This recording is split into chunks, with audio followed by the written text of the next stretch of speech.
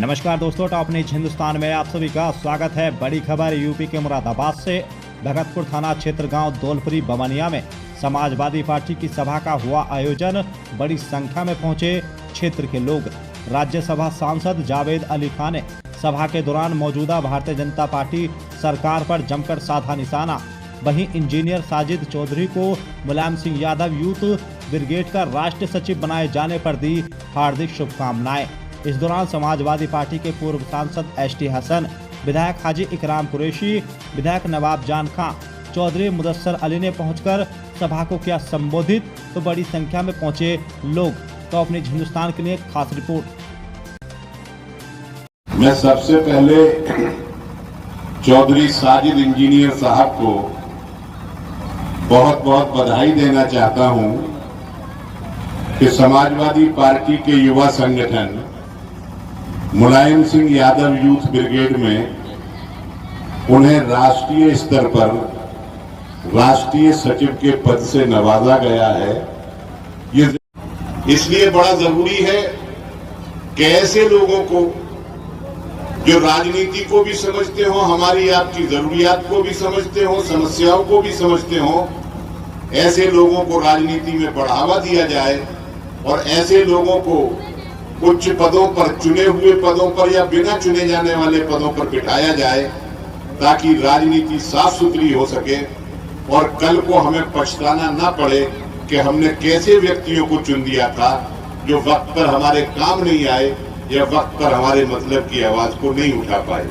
इसलिए साजिद भाई जैसे लोगों का राजनीति में आना और राजनीति में उनका समर्थन करना हम सब लोगों के लिए बहुत बहुत जरूरी है।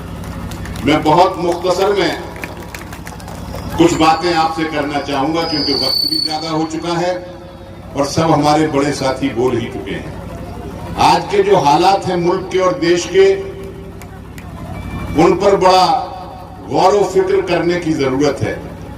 बदकिस्मती ही कहूंगा कि हमारे सूबे में और हमारे देश में जो सरकारें बनी हुई हैं इस वक्त, योगी जी की सरकार या मोदी जी की सरकार, उनके जहन में और उनके दिल में इंसाफ पसंदी नहीं है। वो पक्षपात करते हैं हर मौके पर, वो परेशान करते हैं हर कदम पर और उनके फैसलों से उत्तर प्रदेश के अंदर और देश के अंदर एक अजीब किस्म का माहौल पैदा हो गया है, जिससे ये सवाल उठने लगा है कि हमारे देश के अंदर संविधान का राज है या किसी के मनमर्जी का राज है। अभी पिछले लोकसभा के चुनाव में ये बातें बड़े मंजरे आम पर आई थी कि संविधान बचाओ।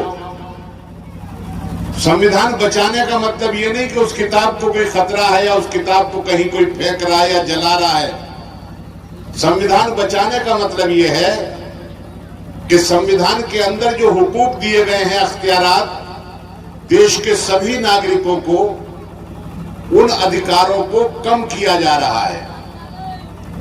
यानी संविधान में बराबरी का अधिकार दिया गया है, संविधान में जिंदा रहने का अधिकार दिया गया है, संविधान में संपत्ति रखने का अधिकार दिया गया है। इसी तरीके से संविधान में बहुत सारे अधिकार दिए गए हैं आम लोगों को, जो बिना इस फर्क के दिए गए हैं कि कौन किस मजहब का मानने वाला है, कौन किस जाति का मानने वाला है।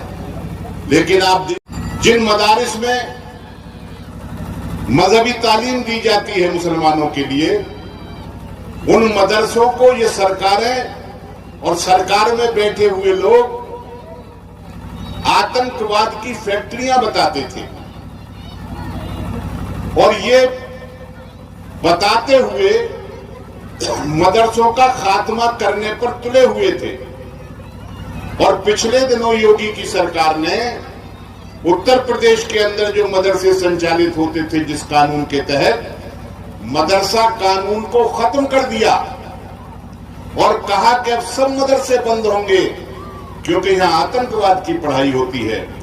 हम फिर शुक्रिया अदा करना चाहते हैं सुप्रीम कोर्ट का कि सुप्रीम कोर्ट ने अभी चंद रोज पहले ये फैसला दिया कि उत्तर प्रदेश में मदरसा कानून को खत्म करना ही गैर कानूनी था।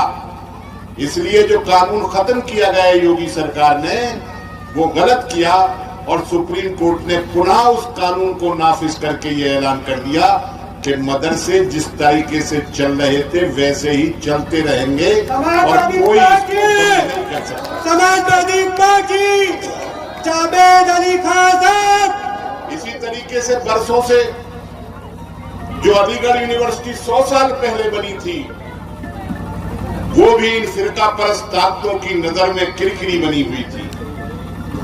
उसको खत्म करने के लिए, उसे बंद करने के लिए उस पर तरह तरह की इंतजाम पोशी की जाती थी। आज सुप्रीम कोर्ट ने, हालांकि अभी पूरा फैसला नहीं है वो, लेकिन एक रास्ता दिखा दिया है और सुप्रीम कोर्ट ने सैद्धांतिक तौर से इस बात को मान लिया है कि अलीगढ़ मुस्लिम यूनिवर्सिटी ये माइनॉरिटी इंस्टीट्यूशन है, माइनॉरिटी करेक्टर का इंस्टीट्यूशन है और भले ही सरकार ने इसे एक्ट के जरिए केंद्रीय विश्वविद्यालय का दर्जा दे रखा है या सरकार इसे सहायता देती है, लेकिन इसके माइनॉरिटी करेक्टर को खत्म नहीं किया जा सकता है। ये भी सुप्रीम कोर्ट का फैसला उनको मुबारकबाद और उनका शुक्रिया करने का मुस्तहक है। तो एक तरफ तो सुप्रीम कोर्ट लड़ रहा है और सुप्रीम कोर्ट क्यों ये सब कर पा रहा है? क्योंकि इस देश के अंदर एक संविधान है। जब उस संविधान के साथ छेड़छाड़ करने लगेंगे, उस संविधान में जो लोगों को अख्तियारात दिए गए हैं, जो अदालतों को अख्तियारात दिए गए हैं, अगर उन अख्तियारात में कमी कर दी जाएगी तो फिर ऐसे फैसले भी सुप्रीम कोर्ट से या किसी दूसरी अदालत से नहीं आ पाएंगे। इसलिए हम कहते हैं कि संविधान को बचाने की जरूरत है और हम संविधान के साथ कोई छेड़छाड़ नहीं करने देंगे।